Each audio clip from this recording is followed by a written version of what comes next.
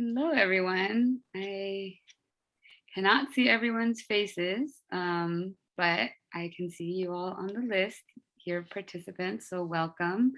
Thank you so much for joining us today. This is our Immigrant Rights and Worker Co-ops presentation.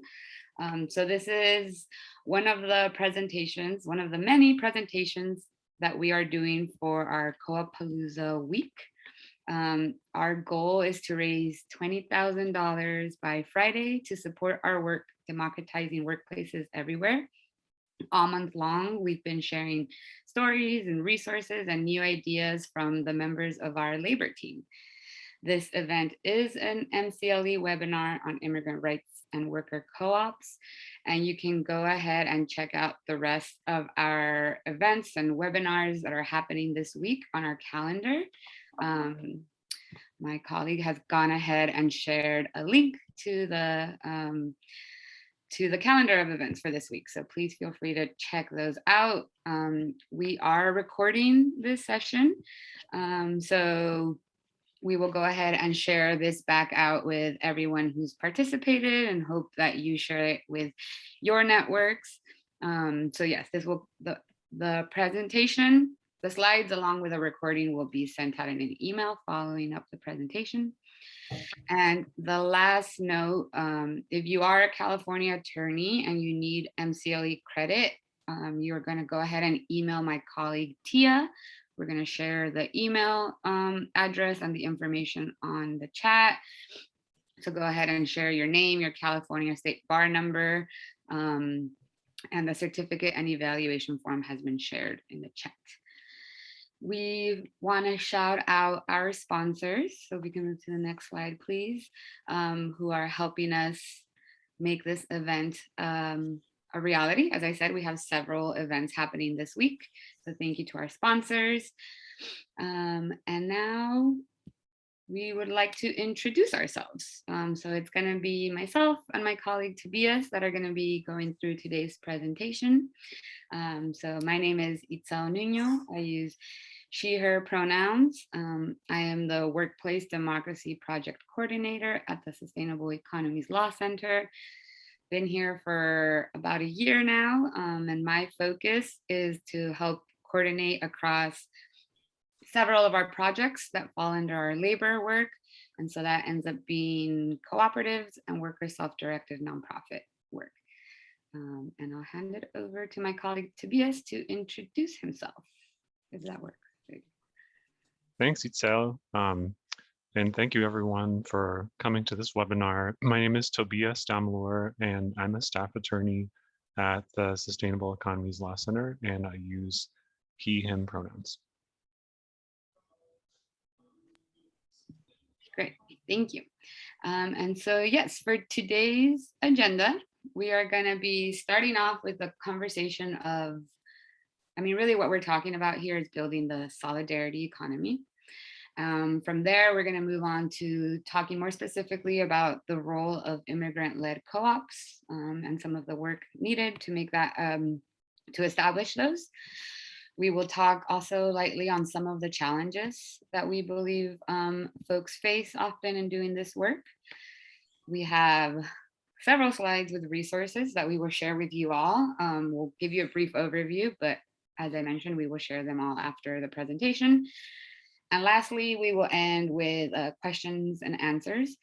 So please, throughout the presentation, feel free to type in any questions that you have in the chat or make note of them, and we'll have some time at the end to discuss. And one thing that Tobias and I really want to emphasize with this presentation is that we see this as the beginning of a conversation with other immigrant rights allies in the space. We, as the Law Center, have a certain area of expertise that we can bring to this conversation, but we also recognize that ourselves, we have gaps in our understanding of this entire field and are looking to partner with other organizations to really help us build out all of the information that is needed and essential for making immigrant-led co-ops a reality. So with that, just hope that this is the beginning of a longer conversation with you all.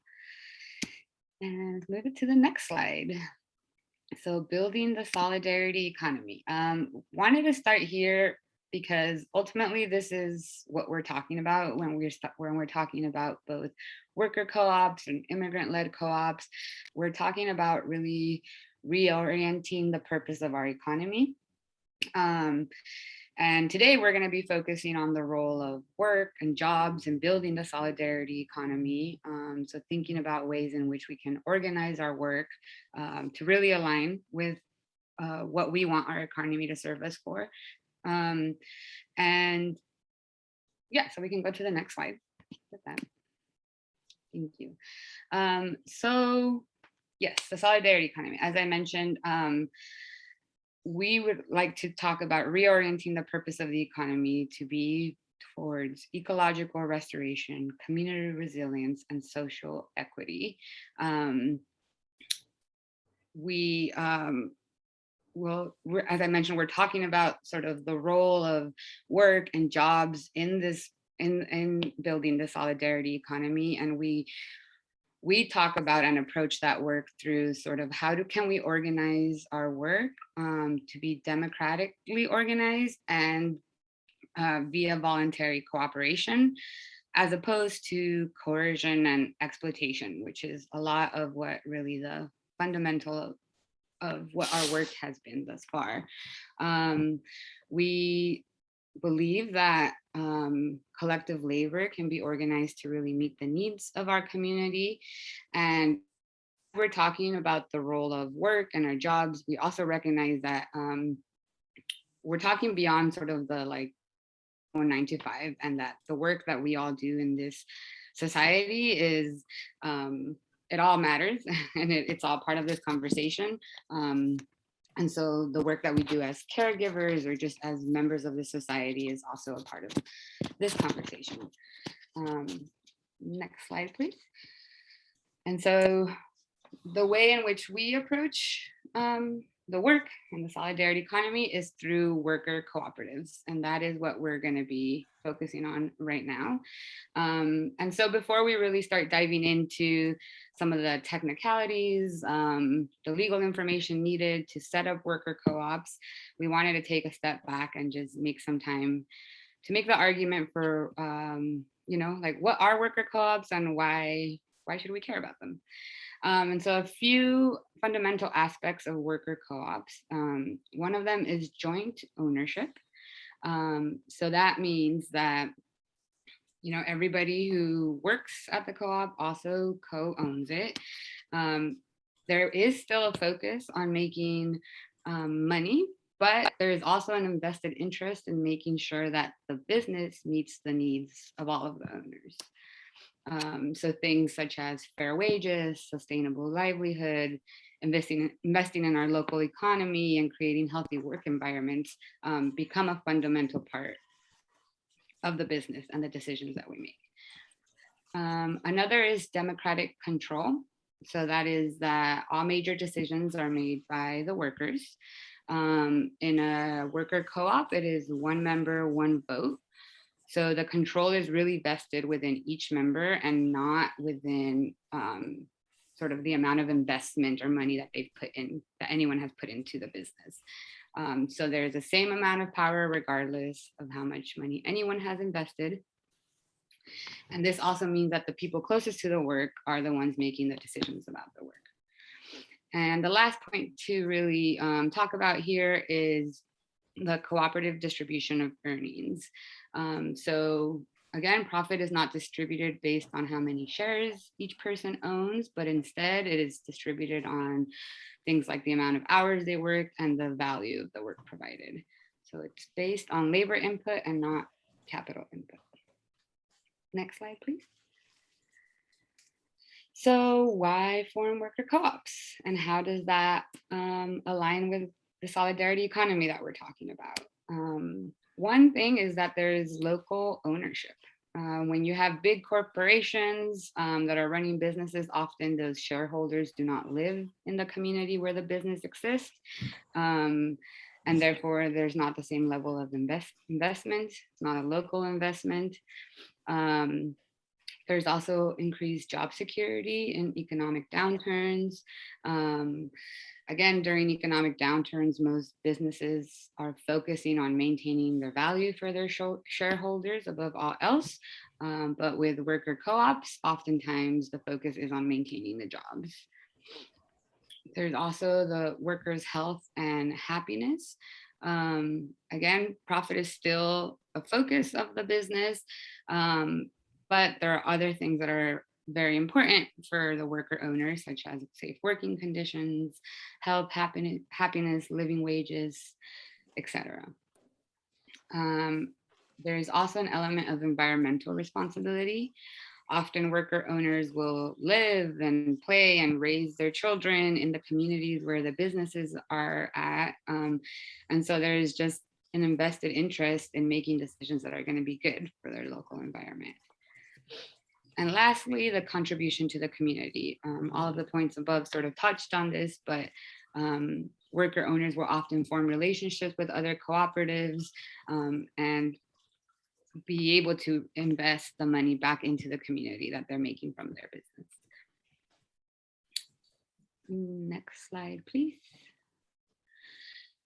And so this brings me to why I think we should talk about immigrant-led co-ops specifically.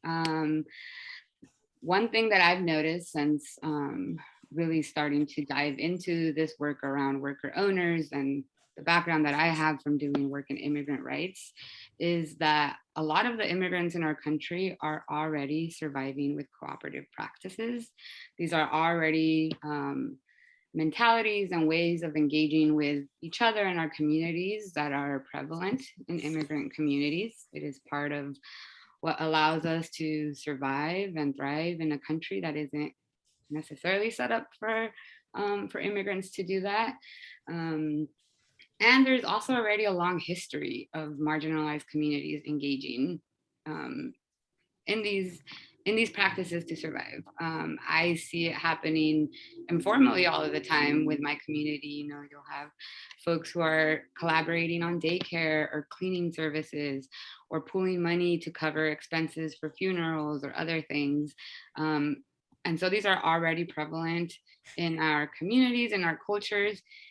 We would love to just have conversations with folks about how it is that we can formalize some of these structures to really be able to best benefit the marginalized communities that we are interested in working with. And with that, I will hand it over to Tobias to talk more about immigrant-led co-ops. Thank you, Itzel. Now I'll talk about some of the legal technicalities around immigrant-owned co-ops and the specific legal reasons why co-ops make sense for immigrant business owners. So for immigrants, especially undocumented people, one of the greatest hurdles to self-sufficiency is finding work that's safe and satisfying and getting compensated fairly for that work. It's a hurdle in part because federal immigration law prohibits businesses from employing people they know are unauthorized to work in the US. And to enforce this law, employers must fill out an I-9 for every employee and keep paperwork on file for possible inspection. As you may know already, the I-9 requires the employee to give information that proves he or she is authorized to be employed in the United States. But who says that all workers have to be employees working for someone else, right? So as you know, a lot of people aren't employees. They work as independent contractors. And others who are not employees work as business owners who own a substantial part of a business and control all or part of it. What these people have in common is that they're not someone else's employees because their work isn't controlled by someone else.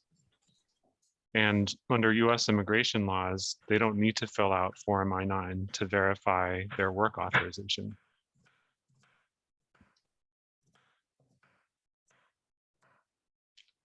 So if you can work as an independent contractor without having to fill out an I-9, why not just do that and leave it at that?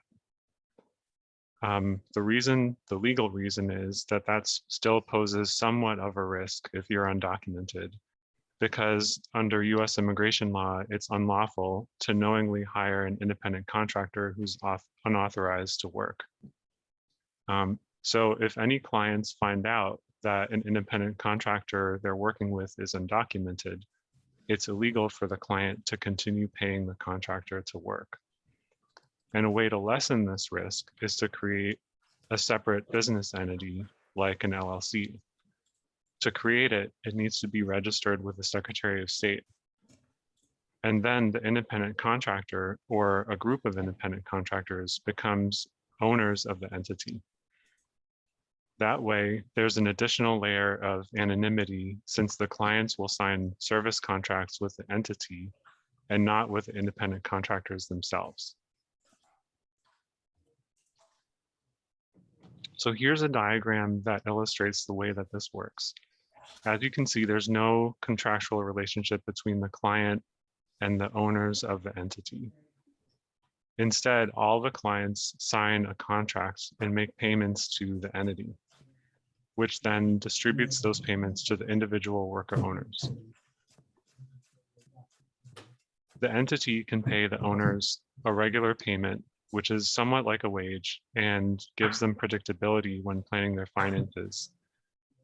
And at the end of each year, the entity can also pay them a portion of any profits according to how many hours they worked or how much business they brought in, which Isel mentioned in the previous portion. This portion of profits is called patronage.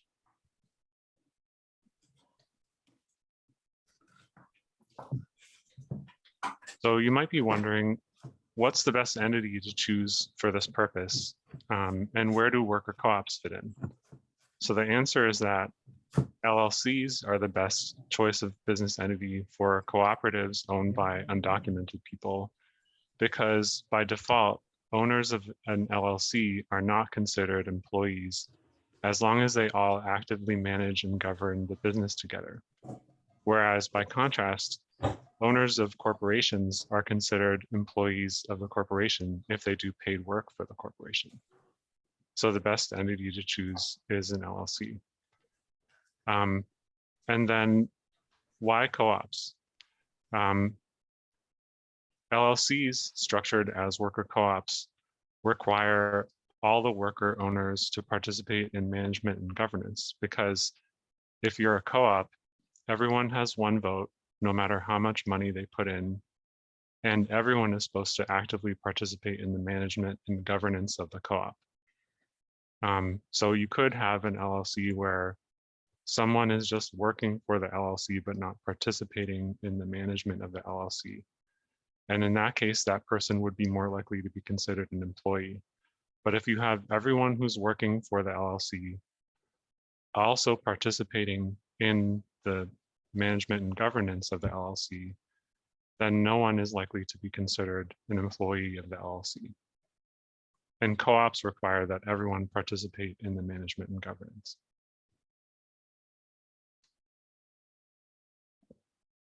So a quick note about how to set up an LLC in California for a cooperative with undocumented owners. When you're registering an LLC with the Secretary of State, the first document you file is called the Articles of Organization, and it has choices you can pick about the LLC's management style. In addition, LLCs can choose several different types of tax treatment when they pay taxes to the IRS and to the state of California. So when you're filing the Articles of Organization with the Secretary of State, you should specify on the Articles of Organization that the LLC will be managed by all members, since the owners all need to actively manage and govern the LLC together in order to not be considered employees. And when you're specifying how the LLC will be taxed with the IRS and the state of California, it's important to choose partnership taxation, because if you elect to have the LLC taxed as if it were a corporation, then the LLC owners might be considered employees. And just a quick note, finally, just a quick note that we also wanted to mention access to business licenses, because until recently, business licenses were also a major barrier to undocumented people being able to work. And for those of you who don't know already, if you work for yourself anywhere in California, you need to get a business license for the city and county where you're working. But up until 2018, many cities and counties in the state required a social security number to get a business license, which made getting one impossible for undocumented people. But in 2018, a law called AB 2184, or the Immigrant Business Inclusion Act, passed and was signed into law. And it changed that. So now anyone can get a business license with an individual taxpayer identification number, a driver's license, or a state ID number, or a municipal ID number. So a social security number is no longer required to get a business license in California, which opens up business licenses to all undocumented people. So I hope that was helpful in understanding why, legally speaking, cooperatives are a good option for undocumented folks to do satisfying, safe work for fair wages. And now my colleague Itzel and I will present about some of the challenges that immigrant-owned cooperatives face. Thanks. I'm sorry, can we pause 1 second to switch interpreters? Yes, Thank you. thank you.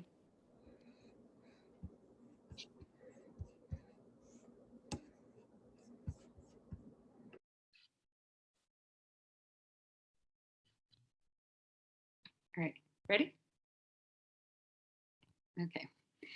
Thank you, Tobias, for that. So yes, we want to talk about some of the challenges that we know that some folks come across as we've been working with immigrant-led co-ops. And also, I think this is the point where I want to sort of emphasize that we are looking to really collaborate with folks to help us further understand the challenges that folks come across, and strategize on how we can go ahead and address those challenges. As we've touched upon in the presentation, you know, it is for us, it feels very clear that working on building the solidarity economy is very, very important for the type of social change we wish to see in the world. We understand the role that worker co-ops play in that, and we believe that worker co-ops are a great option for undocumented people in this country. And we come with that level of expertise to the conversation and want to recognize that there is a lot more for us to still learn and understand about the challenges that folks face and what it is that we as people who are trying to build out this field need to be working towards, need to be addressing in our educational materials, and need to be providing further resources on. So with that, sort of, we're going to touch on some of the challenges that, you know, are on our radar when it comes to this, and we really invite folks to, you know, join us in this conversation, whether it is right now in the chat or just moving forward and collaborating with us on some of this. So first, I'm going to talk about some challenges related to governance. You know, these are just things that we've know that folks experience at the Sustainable Economies Law Center. We are a worker self-directed nonprofit. So we're not exactly a worker co-op, but we function under a lot of similar like governance and management structures. And so this is also speaking from some of our personal experience. So obviously, you know, there's going to be instances of having to engage with conflict when you're having people make decisions in a democratic format. That's just something that happens when trying to like make decisions on things that feel very, very important, that matter to all of us, and that are going to impact our communities and our business. it's important to understand that we're all going to be coming to those conversations with our own personal experiences as individuals and our own tensions. And so conflict is going to arise. What matters is really how it is that you structure your business to be able to handle that. And we have a lot of ideas on that, and happy to expand on some of this in further trainings, but we've learned that we have to be very comfortable with engaging with conflict. At our org, we have a team of people who are sort of tasked with carrying some of those conversations. We've built in a couple of different opportunities for us to have very direct and honest conversations in spaces that feel safe. And so that is just something that will come and is to be expected. Collective decision making is also, could be challenging. Again, when we're making decisions about very high stakes things or things that matter to us a lot, it is really important to ensure that that everyone sort of has an equal access to the conversation. So things around even having shared language, right? Knowing that that when we're talking about certain things, we know what we're referring to, regardless of anybody's education level or background or experience. Just being able to have that conversation on the same page. Equal access to information is really important. If we're asking folks to come together and make decisions collectively, then it is important for everyone to have access to the same amount of information when being asked to make those decisions, and ensuring that everybody has an opportunity to speak. There's always going to be these invisible power dynamics at play in any organization, in any group of people. And so trying to really create structures and systems that will account for that becomes really important. I will also say that relationship building is very important, and open communication again. And you're going to be making decisions as a collective, and your ability to feel comfortable with each other, to trust each other, to understand that everyone's bringing has their best intentions in mind. It is a lot easier to move through some of that with relationship building that allows for open communication. You need to be able to disagree with each other and have that be okay and still work together, and be able to trust that we're all trying to move towards the same place. Some of the things that have been helpful for us are things like, being very intentional about our team retreats, hosting space, making space in our organization that is very intentional around relationship building, meetings that are really just focused on that and we're not trying to get other things done. And lastly, I want to talk about sort of this notion of embracing change. As people become a part of, your cooperative, they become members, things will shift and change with whoever's at the table. And I think it's okay and understandable that maybe the way that things were done at some point will shift when there's different people at the table. And that is part of sort of embracing this idea of democratizing the workplace, of making the decisions with the people that are there, with the people that are closest to the work. And so again, sort of building out the structures or the policies that will allow for new ideas to come about and for change to happen, that again sort of will account for the things listed above: the potential conflict, the collective decision making, and the open communication. Whew. All right, and then we can move on to the next slide. Thank you. I wanted to talk about safety, and to be completely honest, I wasn't entirely sure how to talk about it in this context. And I think that's okay, because I think that is where I want to collaborate with more folks. So one is, white supremacy is a thing. And no matter how progressive or forward our movements, our organizations, our businesses are, there are still going to be ways in which white supremacy informs the way that we organize ourselves, we make decisions, we communicate with one another. And so it's really important to just try and talk about it and learn about it as much as you can, as often as it comes up. Again, this relates back to the previous points around, that relationship building, that embracing of change, the open communication, trusting each other to be able to be wrong and correct ourselves. And, the traditional notions of white supremacy and the way it informs our work isn't necessarily set up for that. It isn't necessarily set up for us to also, as we're working and building with people, doing the internal work to understand our own biases and power dynamics, and working in a worker co-op or a worker self-directed business. It is really important to constantly be trying to account for this and create as much structure as is possible to really try to address some of these issues.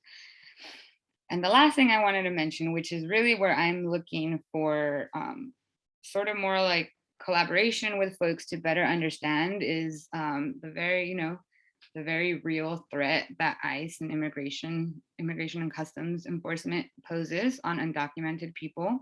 And so I believe that there is a way in which, the business itself could probably be structured to account for some of this. Some of what I mentioned, building flexibilities into roles to account for times where maybe people cannot show up to work or are not able to show up to work.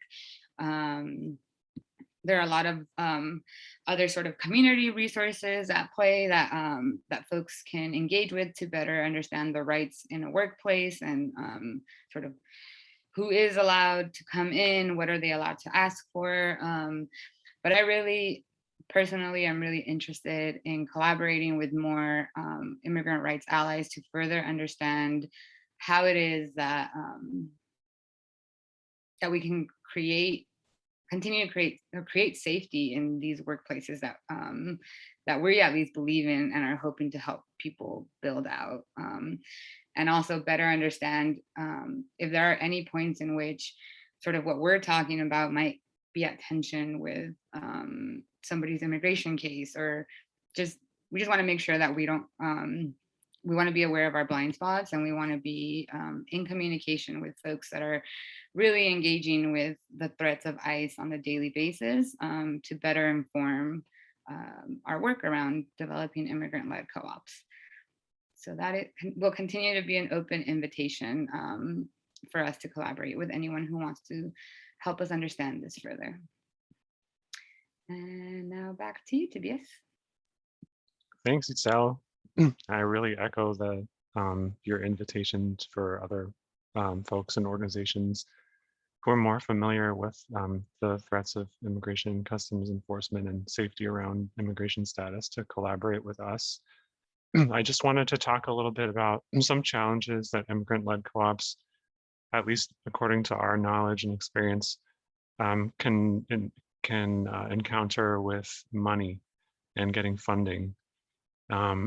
So immigrants who are starting or growing a worker co-op face difficulties specific to co-ops, in addition to difficulties specific to immigrants, especially if they're immigrants who don't benefit from white privilege, class privilege, or a privilege of fluent English speakers. And as you might know, conventional banks are a traditional source of capital for small businesses, but many banks don't understand what worker co-ops are, or they request that one of the co-op members put their personal assets on the line via a legal document called a personal guarantee in case the co-op defaults on the loan. And this just doesn't make sense for a worker co-op because sometimes a worker co-op, has everyone who owns an equal share of it. Usually a worker co-op, members own an equal share of it, and it doesn't make sense for one of those members with an equal share to put all of their personal assets on the line to repay the entire debt of the whole co-op. Fortunately, there are co-op and immigrant-specific sources of funding out there for immigrant-owned worker co-ops to access. We've listed some of them in the resources section, and also asking for money can just be hard. It takes practice. As I'm learning from personal experience fundraising for our organization this fall, and being really clear about the purpose of the fundraising ask helps a lot. And it can also help to break a large funding ask into smaller amounts and delegate those chunks to different members of the cooperative. So like if you have a fundraising ask for $1,000, you can assign 5 people to each raise $200, and each has specific deadlines that they have to meet and specific ways that they can use to raise funds that everyone can brainstorm about. Now I'll talk a little bit about access to technical assistance. And just to clarify, by technical assistance, we're mainly referring to business planning and advising, marketing assistance, accounting services, and legal services. So there are plenty of great organizations out there who provide these services to traditional businesses owned by one or a few people, with the rest of the people are where the rest of the people are employees. But it can be a challenge to find organizations that understand the structure and decision-making processes of worker co-ops, and who have the language capacity to communicate with the worker co-op members if the members don't speak English. Fortunately, there are some great organizations out there listed in the resources section who can provide the right kinds of assistance, including us and one of our partner organizations called Prospera, who specifically provide technical assistance for Latina women-owned worker cooperatives in Spanish. It may also be possible for one or more of the members of a worker co-op to gain the knowledge that they need from each other, for members to learn it on their own, or to ask for help learning it from other cooperatives, friends, or family members. Co-ops abide by a principle of cooperation among cooperatives, meaning we can achieve more when we're working together. So co-ops are more likely to help each other instead of viewing the other co-op as competition.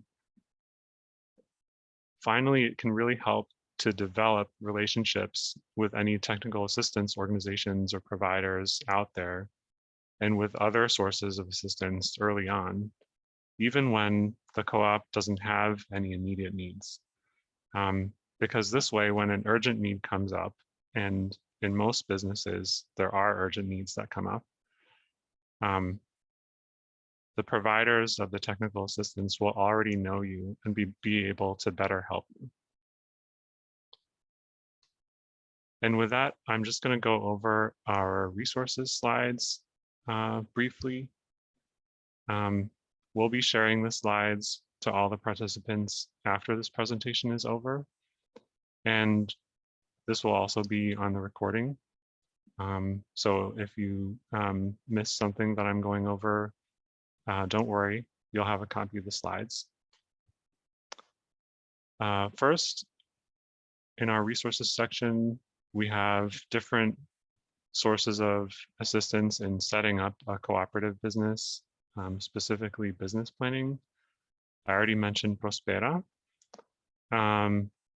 There's also Immigrants Rising, which is specifically tailored to undocumented folks. They have quite a few webinars worth checking out, as well as a whole website called Spark, which they just launched, that provides a lot of online courses for different aspects of setting up a business. and also is a link to, has links to getting funding from them, which they got recently through the state of California.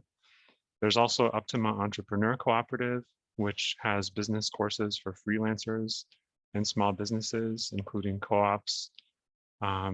They also have longer term advising. And what's cool about that is that they're operated as a co-op of entrepreneurs, staff, and investors. So they themselves are a co-op.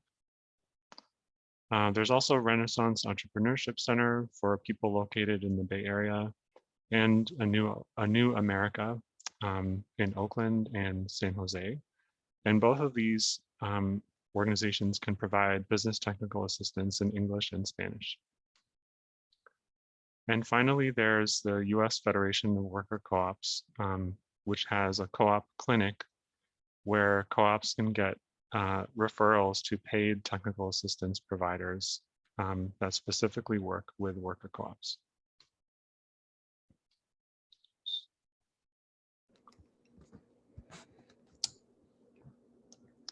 Can we pause to switch interpreters? Yes, of course. Thank you.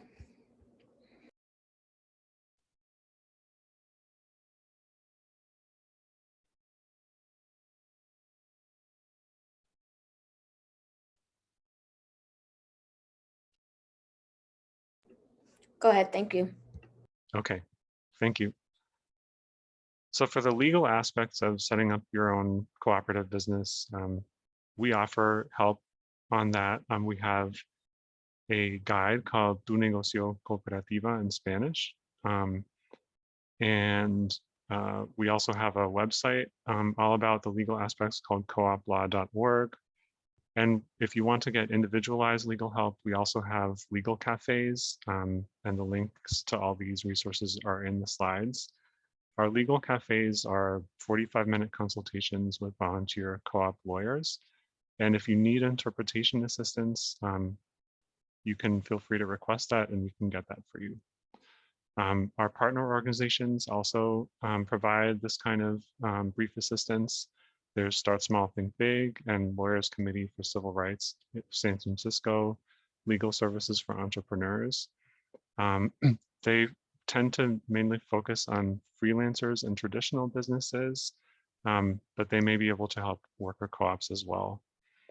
And there's also the San Francisco Law Library, which has free NOLO guides on starting your own business.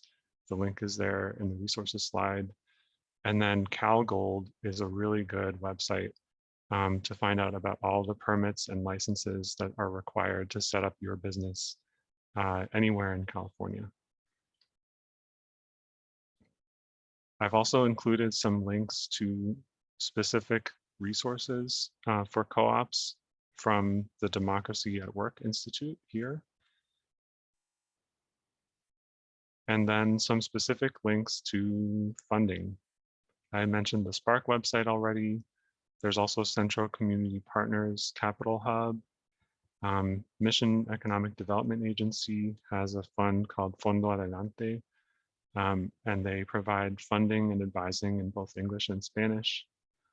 And then a really interesting source of funding for small business owners, including worker co-ops who want to register an LLC as their entity, is Mission Asset Fund, because they have a 0% interest loan that pays for the first annual LLC franchise tax of $800.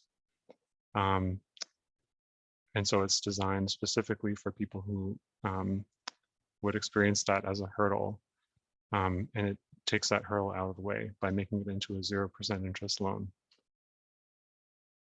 Finally, there are some resources about contingency planning in case of deportation or detention that we link to here from Lawyers Committee for Civil Rights in San Francisco and from the Appleseed Network.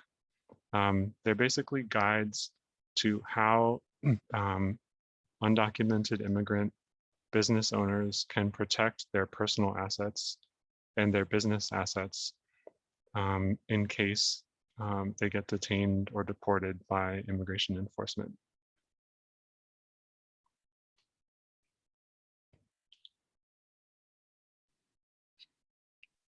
All right. So that gets us to the questions and answers portion of our presentation. We hope we didn't we hope we didn't throw too much information at you, but it is a good place to start this conversation and for us to continue to partner and work together. So yeah, for this part of the conversation, I saw that there were a couple of questions in the chat that we can go ahead and address. We will be sharing both the slides and a recording of the presentation via email, so please feel free to share it with your networks. As I mentioned, Tobias and I are really interested in engaging with as many immigrant rights orgs or allies as we can, both to continue our understanding of how we can best be informing this field, but also to see if there's opportunities for us to collaborate and partner and really support each other's work. So yeah, for this part of the Q&A, I think we were thinking about it being a bit more of a discussion, and if possible, I see that there's also a few of our colleagues on the call, so if there's anyone who feels compelled to sort of speak to some of the questions, please do so. And yeah, before I jump into our questions, here are our email addresses, and yeah, we're looking forward to continuing to work with folks. So let's see, one of the first questions, so the first couple of questions might be more for you, Tobias, or for anybody else on the call who might have thoughts. Are LLCs different across states?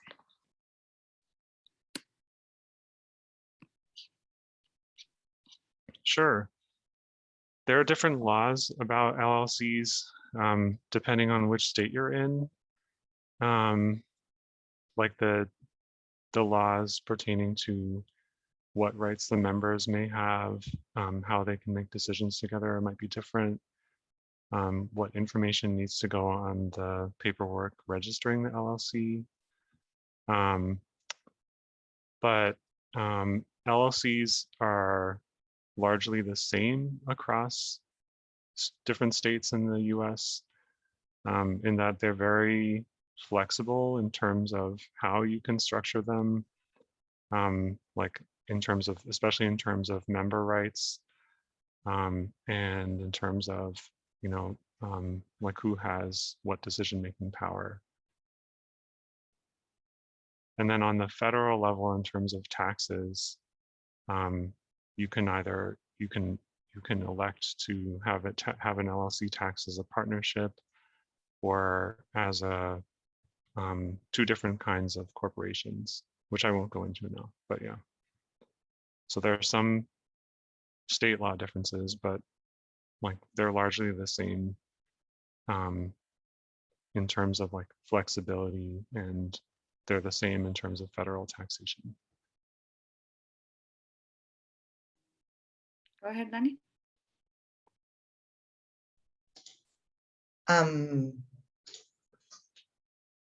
Hi. As you can see, my video is fixed.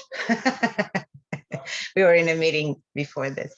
Yeah, there's another challenge that undocumented immigrants faced also is about this uncertainty of being able to manage their assets when they're here, because all of these ICE threats that or deportation possibilities, right? So when you join a cooperative, there's also, you have your capital account. If you have a reserve fund, there's some money that's going to be there. And also thinking about, they don't have the possibility to think about retirement, right? Because they're not saving any money towards that. So that's, I mean, they're putting money, it's not going to come back. So I know that you've done, or I think it was maybe that way, and you were working with them regarding stories, how as immigrants you can, and I think it's very important for them to know how you can secure these assets or feel confident that if you have money here, you could actually be able to have a plan after that. Because one conversation that we always have is like, yeah, I'm not going to invest the money that I get that I have here because what if I'm deported, right? So, and we try to have this conversation, but I don't know what else you could share about that. Thank you. Yeah, that's very interesting. Thank you, Danny. Yeah, I welcome other folks to pipe in. So sort of the idea of if you're investing all your money, your assets into a business, and then you get deported, how can you still have ownership over that, or how would that work for folks? Tobias, I saw you unmuted yourself. Did you have thoughts on that? Yeah, so that there's a lot of information on that in the links that we put in the slide on contingency planning under the resources section, created by Lawyers Committee for Civil Rights and the Appleseed organization. The two main legal documents that people can use to protect their assets are called the power of attorney, or sorry, power of attorney, which basically allows someone else to make decisions on your behalf if you're not able to make those decisions. Like, for example, if you've been detained or deported. But it can also be taken back, like it can be revoked. And then the second legal document that those resources talk about is what's called a revocable trust. And it basically does the same kind of thing, but in a different way.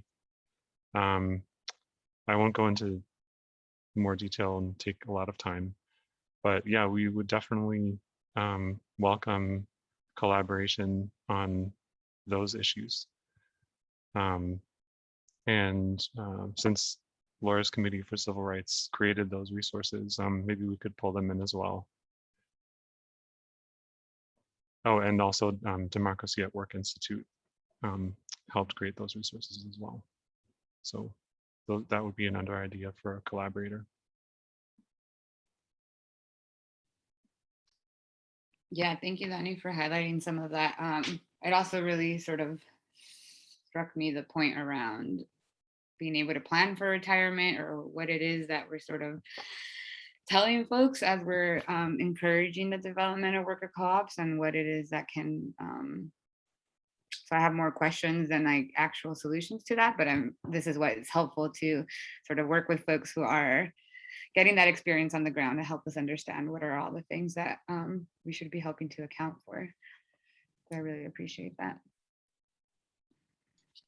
If I can add something on that. Please. Yeah. So so we were thinking about that as a cooperative. My former cooperative were like 60% were undocumented. So we brought a company, like basically a broker of different ways of investing, thinking about their retirement, and most likely the 401k, like it's really hard because for a cooperative, because it would be like something that the cooperative will have to be, and then they're not employees. So how do you take the money? That was something that we never figured out. But I know that the next egg, it's a good place to bring that up. But I know, we've been thinking about that too. Like, what are other tools or ways of investment that could fit if you're not an employee, and that the cooperative could help support that, right? So are there more questions than solutions? Thank you. No, thank you. But this is helpful. This just gives us a sense of some of the things that we need to be building out and focusing on and collaborating with other folks on. So I really appreciate your perspective always, Danny. All right, we have about 5 minutes left. So maybe we can try collectively brainstorming on one of the questions that was added here. And I will say also that we have on this Thursday, a mix and mingle where we're going to sort of continue a lot of these conversations. So if anybody is interested in participating or joining us to continue the conversation, it's going to be this Thursday at 6 p.m. Pacific time. All of the information is on our website in the calendar of events. And so Tobias and I are going to be there just to sort of continue the conversation. For any other thoughts, ideas, problems, questions that folks sort of have. We would love to see you all there. So the last question, which I'm sure we won't have time to really fully respond, but I think it's a great question that I saw a couple of people had interest in, is we'd appreciate suggestions or models for how collective decision-making can work when members have widely different skills, lived experience, power, for example, languages spoken, immigration status, literacy, education, abilities, trauma, use of technologies. How are tasks shared equitably? Whew. So I say I'm excited for us to dive into that at the Mix and Mingle, since I'm sure there will be a lot more, but curious if anybody has things they would like to speak to this. I'm looking at you, Lani, since I know you work with a lot of folks with a variety. Any ideas that come to mind? It is a challenge, first of all. But just to put some context, I was hired by this cooperative through the nonprofit that incubated my first experience in cooperatives. So, and then I became the general manager, and then we got separated from the incubator, and I became a worker owner, but I was still the manager. And then we realized that the whole way of doing the things were like they had a lack of ownership, right, within this process of not being part of the admin part of the business at the beginning. They were having their meetings monthly, making decisions together, but when I joined in this new hat, I realized that there was a lot of people that were not participating. So I think that the best way we found to realize that why they were not participating, it was for the lack of understanding what they were doing, right? And also like prejudgment of things, right? Like, oh no, I didn't finish school, so I don't know anything about math or financial things, right? So from that, it was like part of my my passion to bring, you know, different trainings that were like, we're going to get rid of those fancy words, and you have 5 kids, 3 of them are, you know, studying, 2 of them are they're all fed and healthy, so you know how to manage a budget. Let's start from there. So we started like, yeah, like my whole goal was like, get rid of the fancy words and let's talk about what you do normally. And you can, and then, you know, how do you say, like putting it into context with the cooperative business. And that was really helpful. Understanding that they were not so involved in financial decisions was because they didn't know exactly. So training people, making a balance in the cooperative so that everyone was in the same level of being able to access to this ownership or feel this ownership was very important. So there's a lot of challenges when you start a business anyway. And so when they're starting, I always like tell them, try to find people when you start thinking about your partners in this business, try to find people that have different things that are going to add to the business, people that like mathematics, people that have, you know, started selling juice when they were like 12 outside their houses, or they have like a different mindset. So then you have to you reach out to all this, you know, resources like you were sharing, right? And for everyone, it's the same thing. No one knows everything, right? But when you start a business, you have to start reaching out to understand what is it going to do. What about the taxes? Am I paying taxes? What does it mean? Especially with the LLCs, that is a pass-through taxes. So, I'm paying for the taxes. No, they're not the cooperative. So there's a lot of challenges that you need to understand the benefits and the responsibilities that you have as a member. So I think that I would say you need to understand what are those gaps that you have within the group that you are sharing this ownership, and look for resources so that there's not that big of a gap or a gap at all. Yeah. That I would say. Danny. I love that we work with you. I learn every time we get to talk. Thank you so much. What you were saying about sort of finding that common language, taking away the professionalism and just talking about what there is to talk about so it's accessible, speaks a lot to me personally in my life with my community. So I appreciate that. We have the pleasure of working with Danny through our partnership with Prospera.